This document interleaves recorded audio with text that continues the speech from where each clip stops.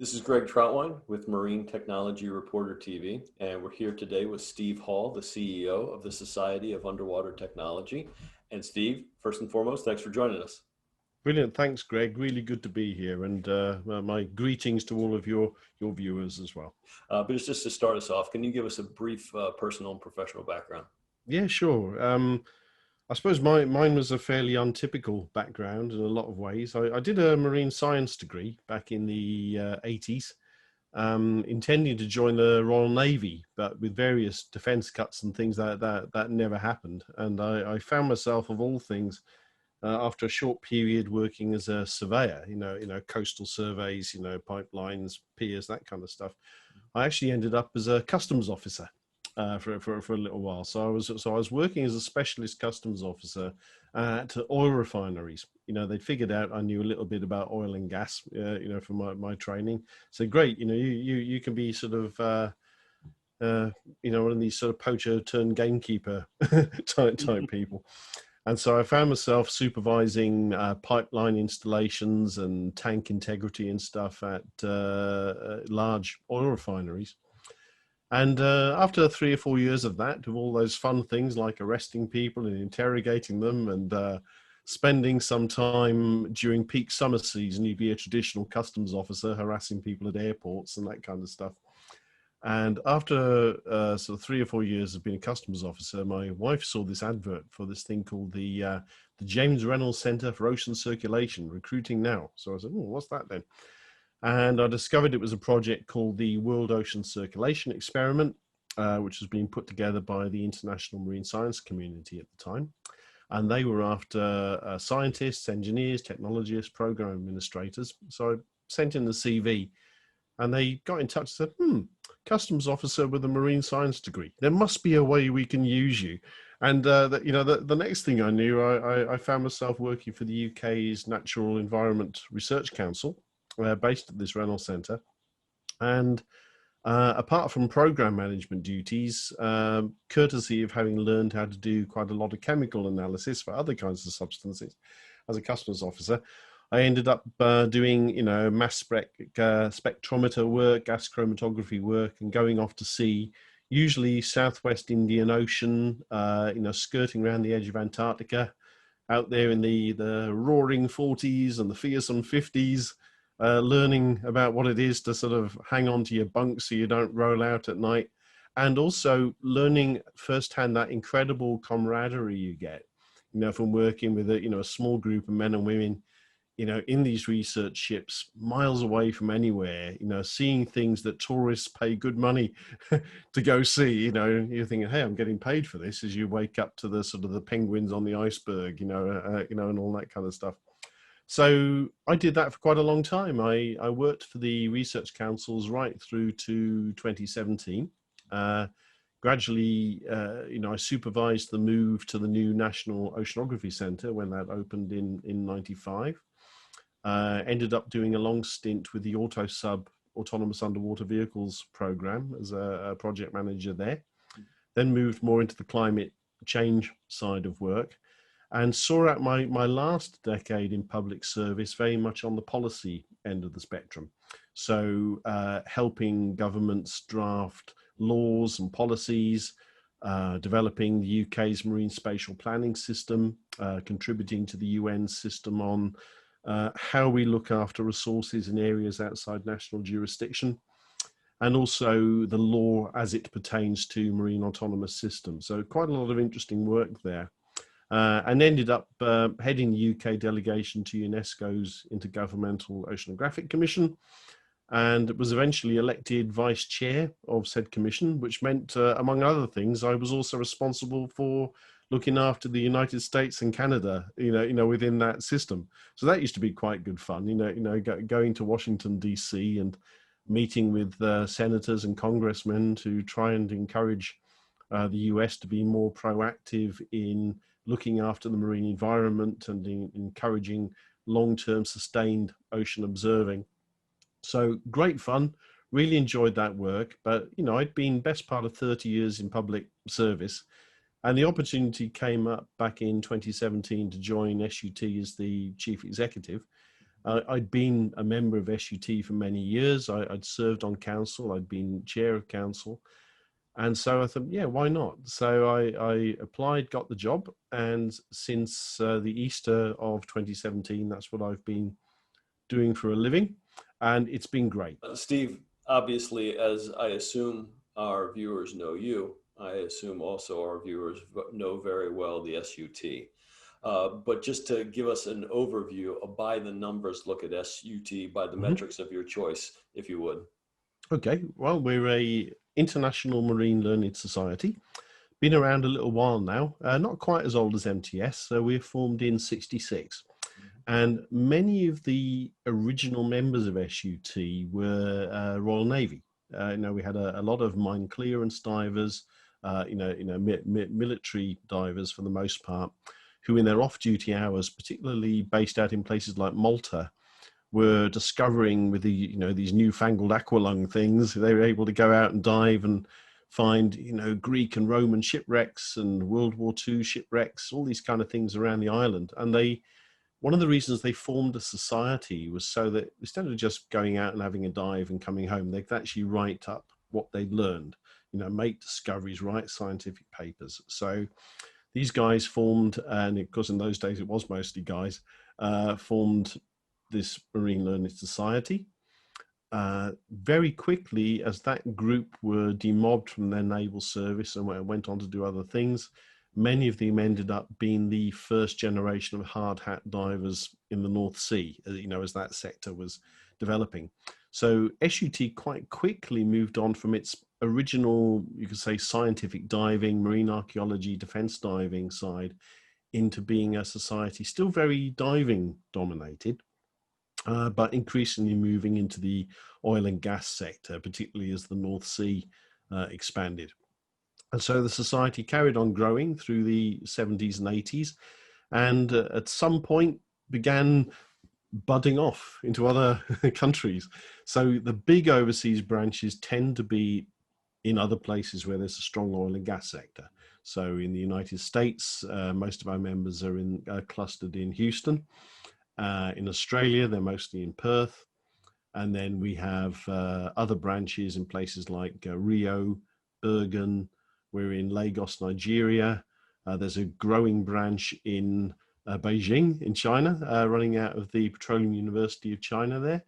Our latest branches are the ones in the Middle East. So that's running out of Abu Dhabi and Dubai.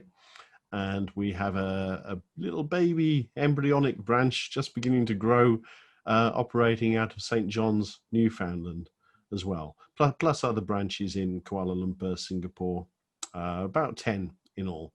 So in the UK, that's still about half of our membership. They tend to be focused in two main groups. There's a large cohort in Aberdeen, again, around the oil and gas piece.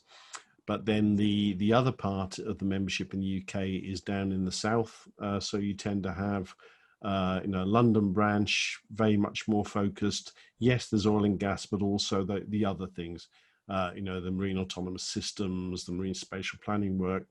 Increasingly also people from new sectors such as insurance, law, finance, people coming in from the city companies and the insurance companies and the underwriters, who might be people, clever, highly educated young men and women who need to know more about how the marine sector ticks in order to be able to get their job done well.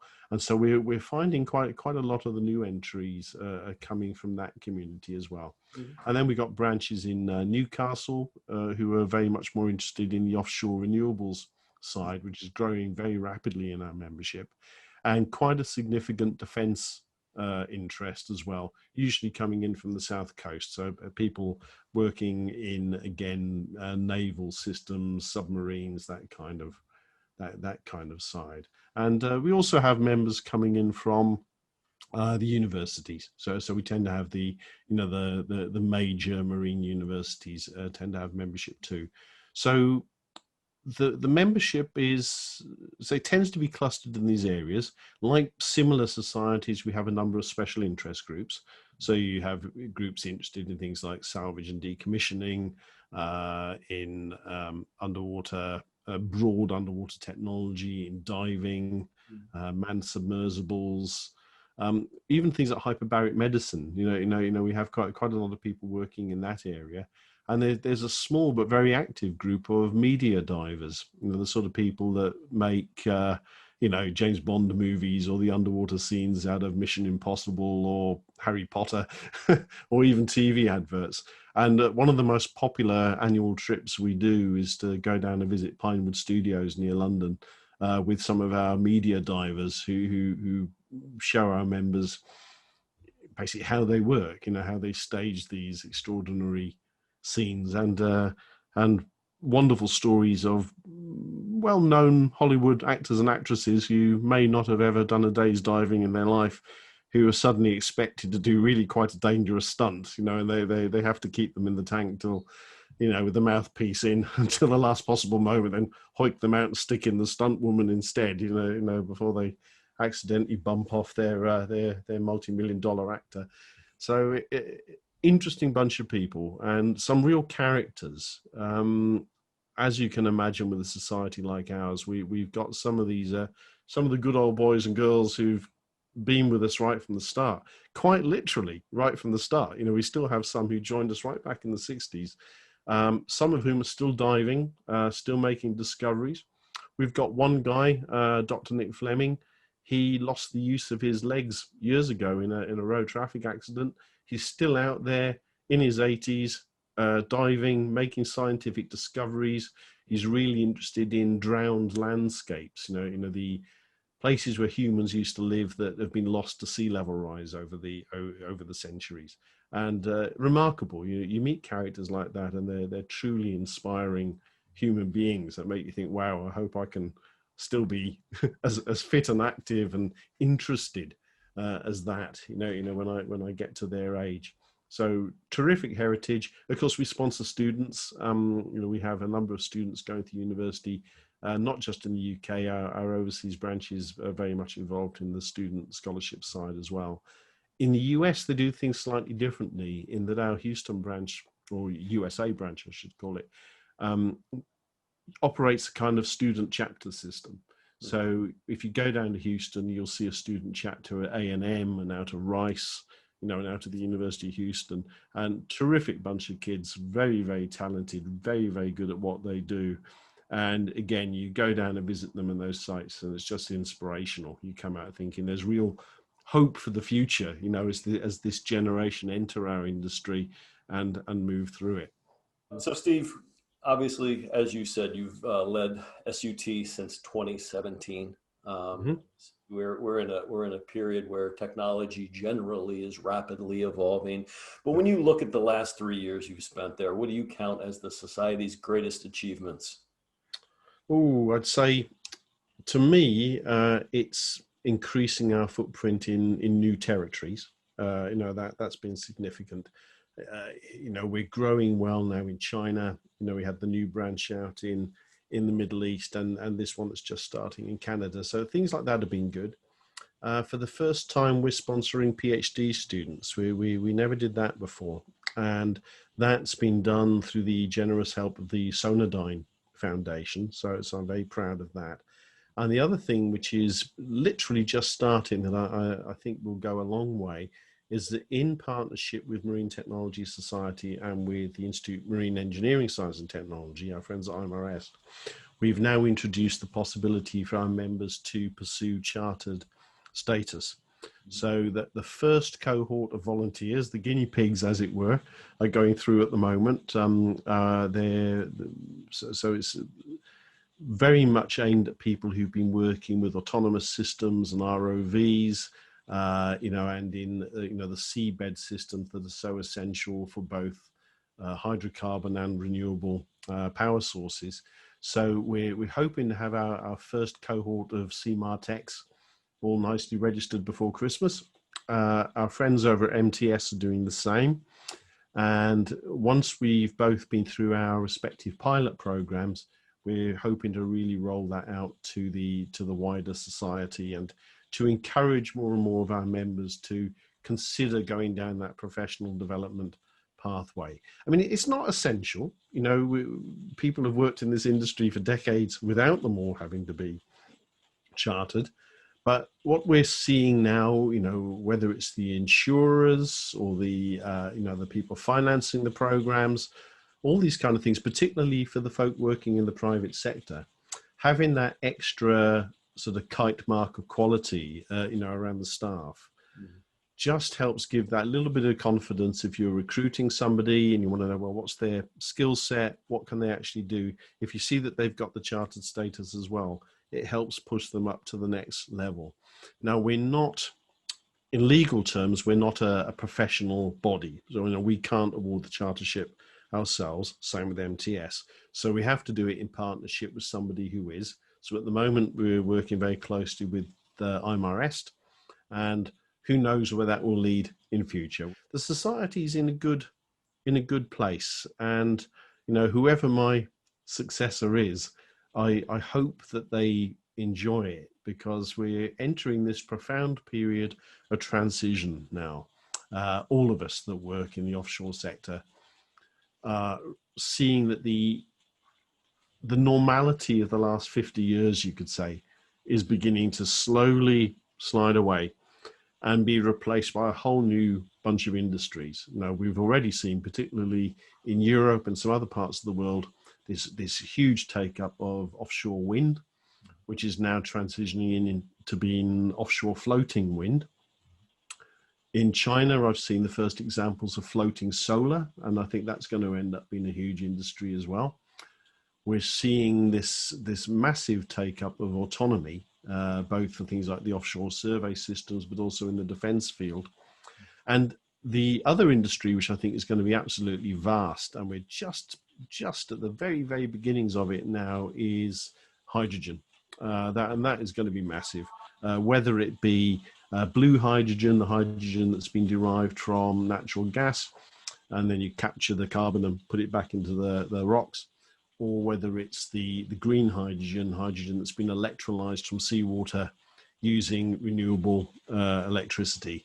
And I suspect that by the time we get to 2030, the offshore hydrogen industry is going to be massive. So, hydrogen, I think, is going to be absolutely key to being able to decarbonize things like locomotives, ships, trucks, that kind of stuff. The small private automobile is going to be fine running on batteries, maybe motorcycles, but fuel cells is where it's going to be at for large scale heavy duty use. So that sort of stuff really excites me, because you think if these guys can do that in a compact fusion plus hydrogen plus all the advances we're seeing in wind and solar and carbon capture and all of those other technologies, gives us a real genuine possibility of being able to radically decarbonize society, industry, and with all the benefits that will accrue from doing that. Because even if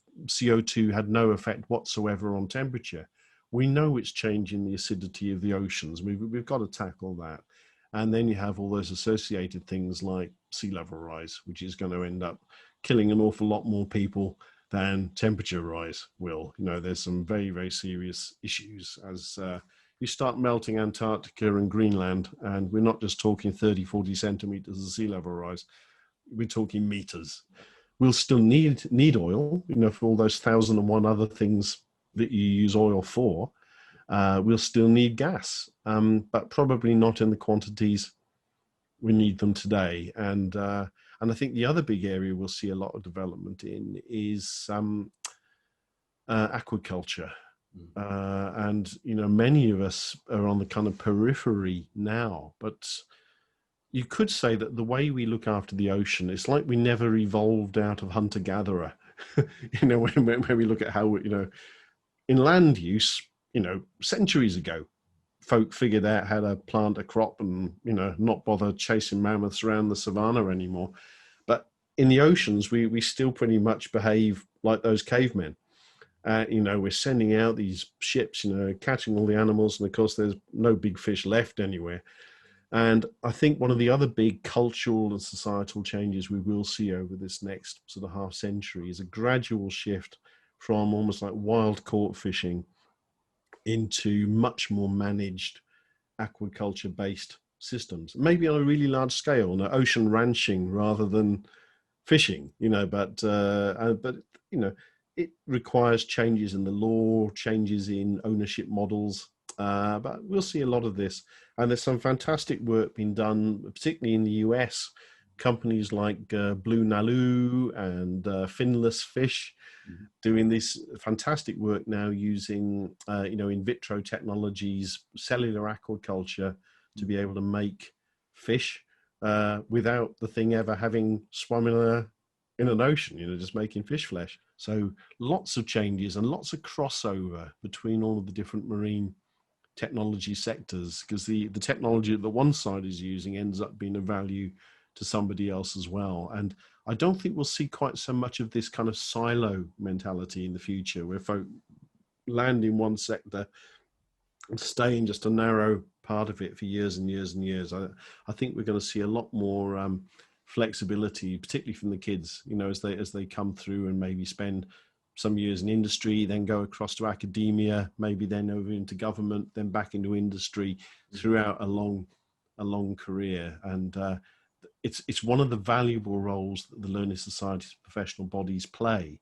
is acting as perhaps that spine that follows them through that long career, giving them at least one point of reference they can go back to, rather than all their CV being held by one company that they worked for 25 or 30 Yeah. years. So we're going to see a lot of changes like that, and that will be where publications like Marine Technology Reporter have an important role as well, in maintaining and building that community as people spread out into such a wide range of other interests. There are a lot of organizations and professional societies, and I'm not just talking about the subsea space, but there's a lot of distractions for people today. Everybody's Mm. busy. Everybody I talk to is, going 100 miles an hour. When you look at your or SUT, what makes it unique, and I guess what do you tout as the chief value of being a member of SUT? Okay, I'd say the chief value of things like SUT, and this probably applies to some of our rivals as well, is that community. It is the networking and meeting people who don't do exactly the same thing as you, but are still operating in the same medium. So people united essentially by their simply by their use of underwater technology. And it might be something as mad as filming a James Bond movie, or it could be about capturing and storing carbon dioxide, or it could be learning about how we're going to safely and sustainably mine the seafloor in the future. And the only kind of common denominator that ends up linking all those people is they're working in this kind of cold, corrosive, uh, dangerous environment that's also extremely beautiful and quite an inspiring place. I mean, there are very, very few people who ever go to sea who, I don't know, I tend to find people aren't sort of lukewarm about it. They either absolutely love it to bits or they hate it and never go back again. They do one voyage and that's it. They run away screaming, I never want to see a ship. And I tend to find that a lot of the people who work in marine, even if they're doing a job which folk might think of as a kind of dirty and polluting job, they care deeply about that marine environment. I've never met an oil worker who wants there to be an oil spill, or is pleased when they see some drips going over the side of a pipe or off a ship. They learn to value that space that they work in, and they care very much about it. And they also people I find who are really interested in passing on the knowledge they've gained to the next generation. There's a terrific interest in being mentors and exemplars to the next generation. It's not one of these communities where everyone rushes to the door, then pulls up the rug behind them, not to give anybody else a chance. Yeah, and I think that's one of the nice things about the marine community. The other thing, which is very noticeable, is the lack of sort of national boundaries. And I'm sure you found this as well, Greg. I mean, people think of themselves, they're mariners first, or they work with the sea first. And, it's like how back in the Cold War, the first people to be horrified when they heard about the sinking of a Russian submarine or something would be the servicemen working on the US or the Royal Navy submarines. They were mortified when they heard what happened to the Kursk and such likes. And I think you find that in our community full stop. You know, we care about what our colleagues are doing, whether they're out in the South China Sea or if they're, you know, off the coast of Africa or in the middle of a North Sea storm. Everybody's facing those same hazards, the same beauty, and you know, just the technical challenges. You know, how do you anchor, you know, a wind farm in turbulent waters? Is it possible to extract manganese nodules or ferromanganese crusts, you know, from the deep seabed without completely destroying the local ecosystem? So, you know, we're all aware of these challenges, and even after all of these years, there's still so little of the deep ocean floor that we've really explored. I was very privileged to be talking online to Don Walsh, you know, this week, you know, who sort of famously went down to the bottom of the Marianas on the Trieste way back in 1960, and I'm hoping he's going to be one of my forthcoming guests on the weekly podcast, you know, we do. And Don is such an inspiring guy because he helps remind you that, of course, okay, it's changed a little bit recently with the, you know, the Five Deeps expedition, but until very recently, more people had walked on the moon, you know, than had ever visited the deepest parts of the ocean. And there are still enormous gaps in our real knowledge about what's happening down there in the depths. You know, we're constantly having surprises, discovering creatures we never knew about, geological processes that are new to science, and there's still an awful lot to learn. And I think one of the things that excites me is that the technologies and techniques we're learning on this world will be the things we end up applying in other worlds in the future as well. And I'm sure your readers will be very familiar with some of these proposals for missions to Jupiter's moon Europa, or out to Titan or Enceladus, you know, and being able to put autonomous vehicles into these waters, you know, getting under the ice, looking at the hydrothermal vent fields that we might find on Jupiter's moons, and discovering who knows what down there, you know. And the really exciting thing is, if you're a kid in your 20s or 30s now, it's probably going to happen in your working life. You've got a sporting chance. You know, if you're doing your doctorate in engineering right now, there's a pretty good chance that before you retire, that the vehicles that you helped design may well be exploring the seabed of other worlds. And the things that we learn here, you know, how to do it safely and reliably on Earth, will be techniques that our descendants use for hundreds, if not thousands of years in the future, as we spread around the stars, not just in starships. You know, we'd be wanting to take submarines and boats and drilling systems and aquaculture systems out to the rest of the universe with us. And all of these things we'll have tested as prototypes back here on planet Earth. This is a transcendent time for the subsea industry with the convergence of drivers and technologies. When you look at the market today, what do you count as the top two or three drivers that are really moving the ball forward? Okay, I think the big drivers of change. First of all, legislation, policy and legislation. You know, although not all countries are taking part, the planet as a whole is definitely moving fast towards decarbonisation.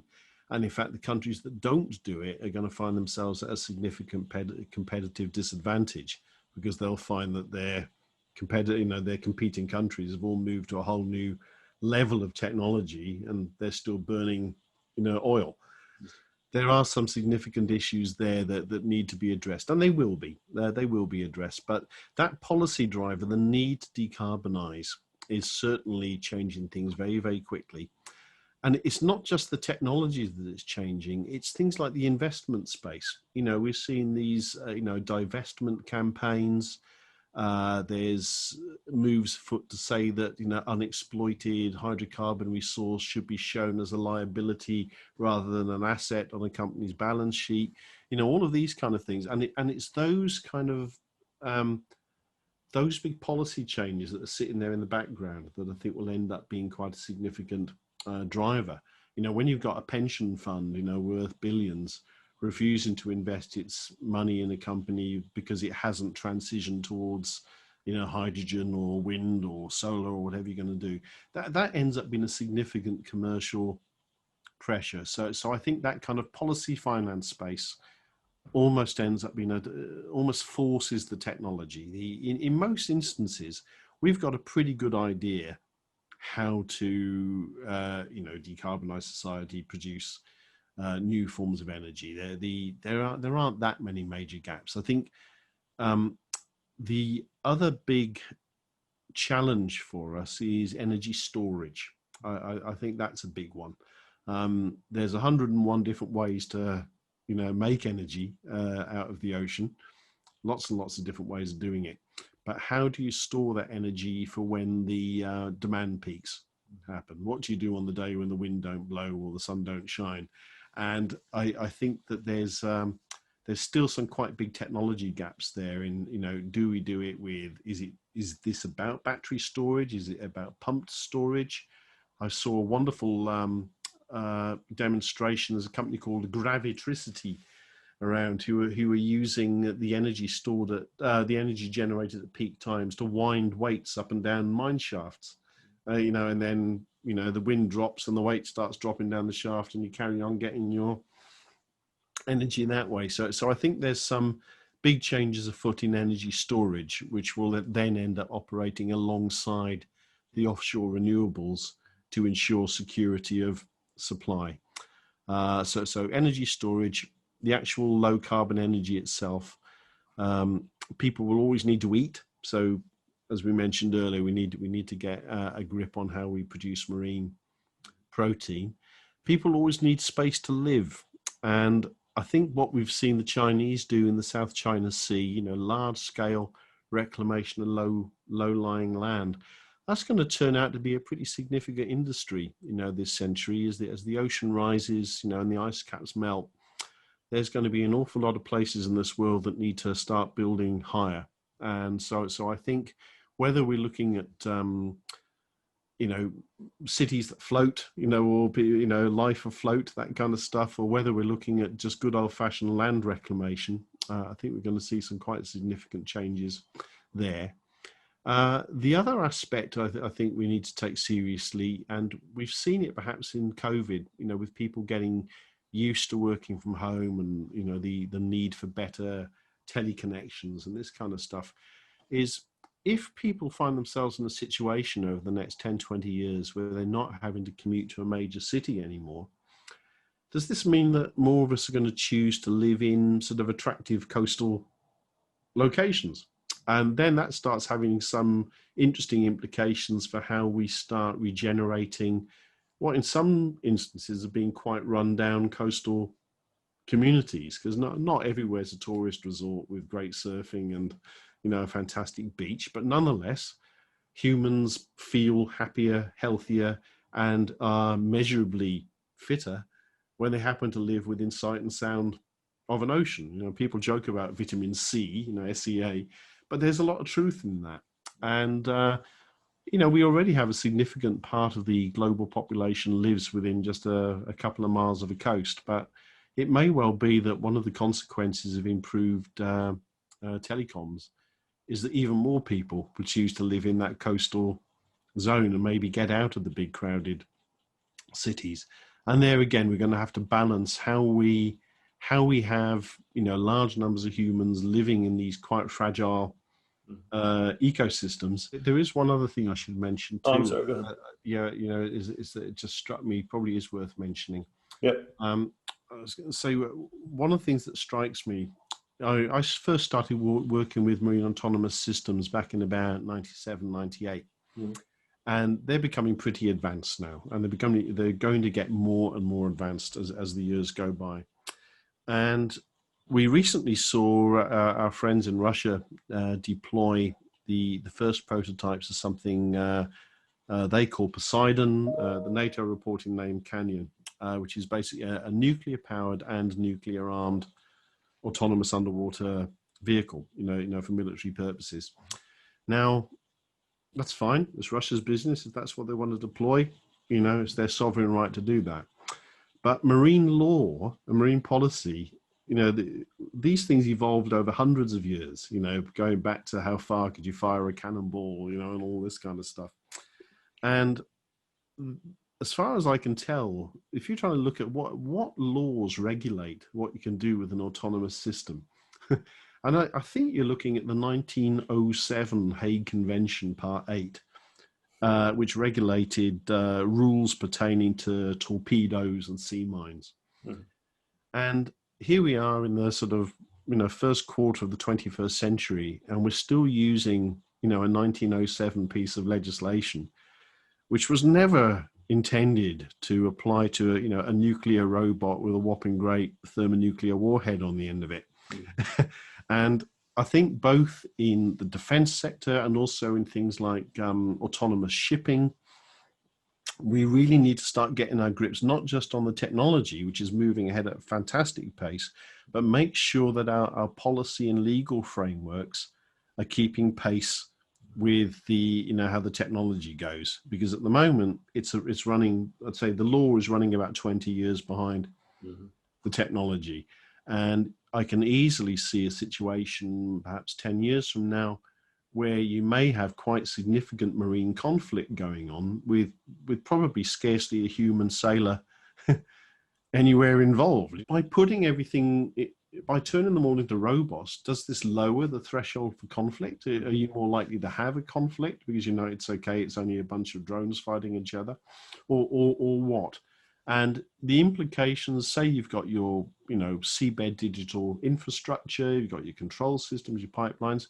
How do you know if somebody who doesn't like you very much, whether it's a rival country or even a rival company, are they tapping into your systems? Is there a drone happily latched onto your subsea digital control system, rewriting everything or opening valves that you told it to shut? There's a lot of room for malicious players in this space as well. And I think so, as well as the technology, which is advancing at a prodigious rate, we do need to work rather smarter as well on the supporting legal and policy infrastructure that underpins it as well. But obviously, SUT has a lot of technology under its guise.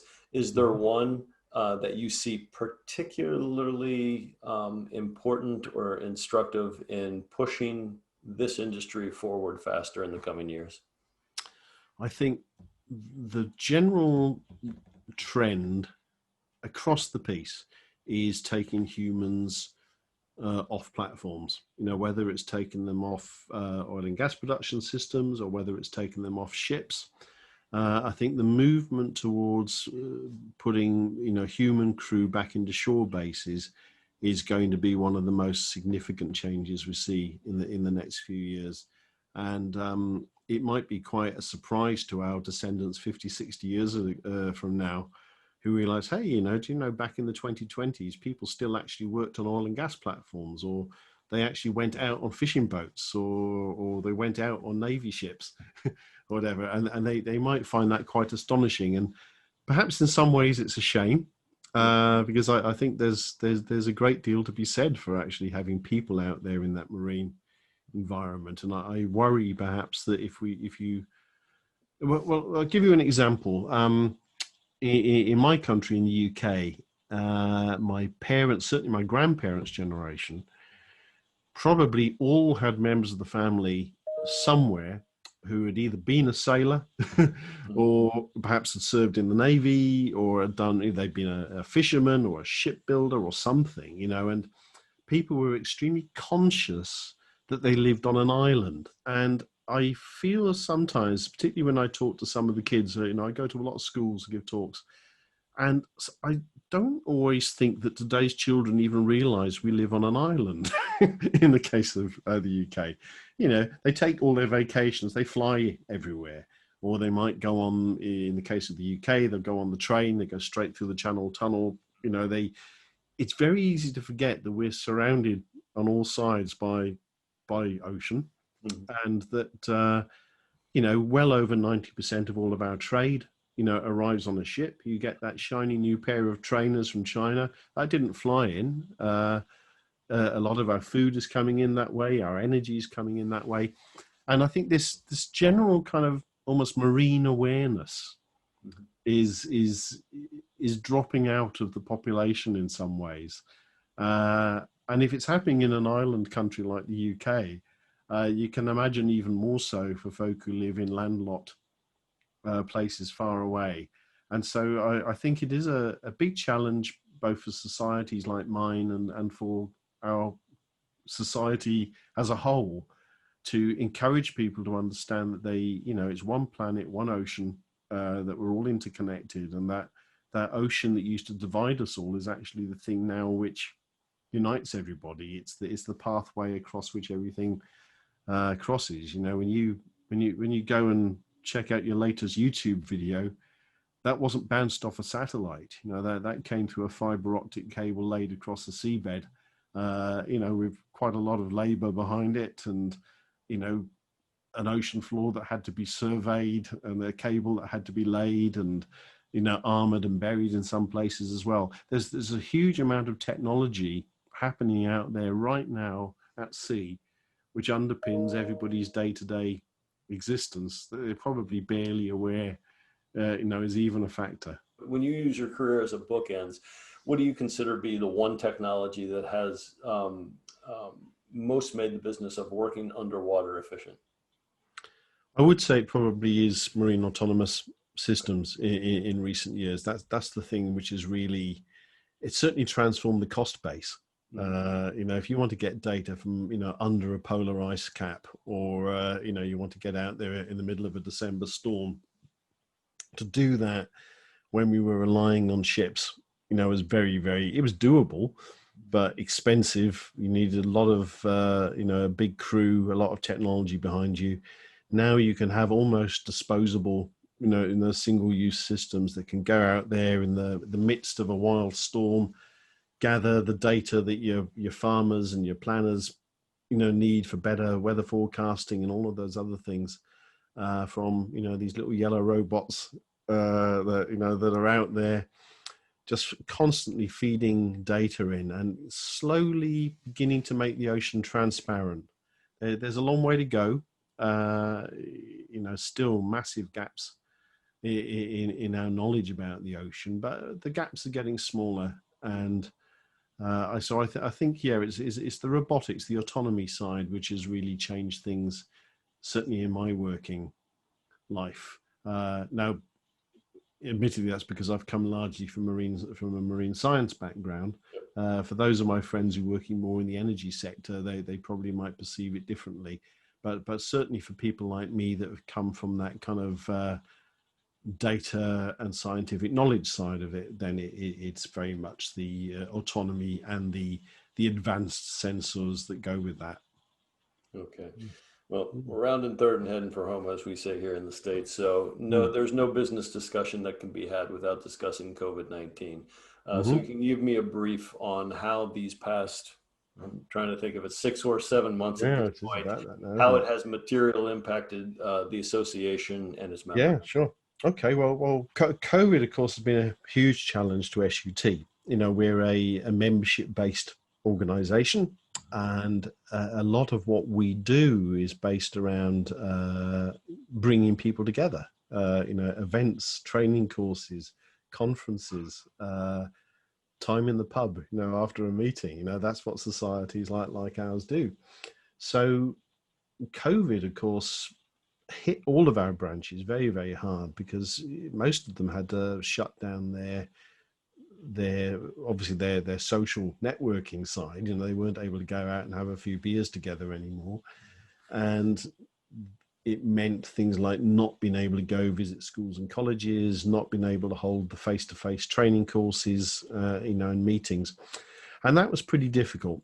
And you know, it's had impacts on headcount, for example. You know, we've sadly had to lay off some of our staff, not just in the UK, but in the overseas branches too. And we've had to tighten our belts considerably, you know, in order to help our you know, our outgoings match the income. You know, we're not able to make money from selling our usual face-to-face training courses or conferences. So that's made quite a significant difference. And one of the first things that we had to sit down and think about is, okay, how do we stay in contact with our members if we're not able to see them physically anymore? So right back in April, we started doing a weekly podcast, simply called the Underwater Technology Podcast. That was literally me using my daughter's Apple Mac, figuring out, so how do you do these podcast things then? And a couple of quick tutorials on YouTube and use of GarageBand and a piece of software called Zencaster. Discovered quite quickly that you can make some quite decent podcasts with very minimal outlay. So that was 30 episodes ago. We had our 5,000th download this week, and that's the actual downloaded episodes. That's not the ones that are streamed.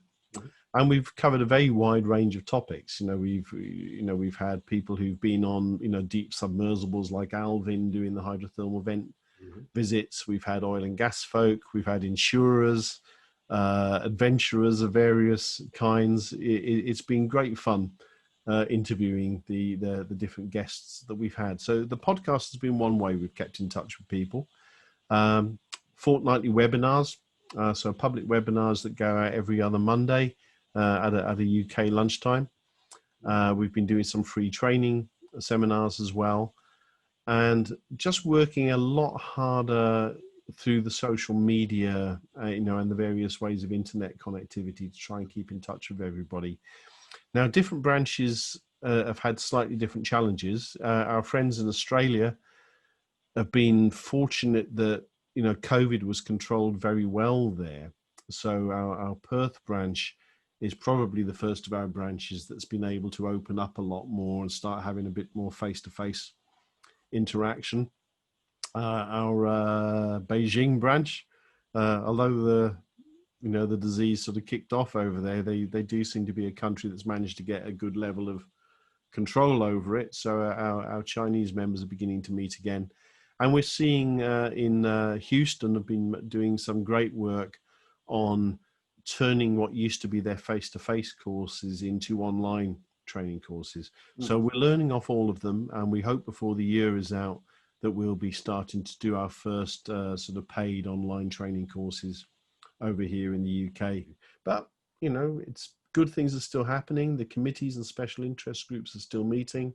People are still writing scientific papers for the journal and for the magazine.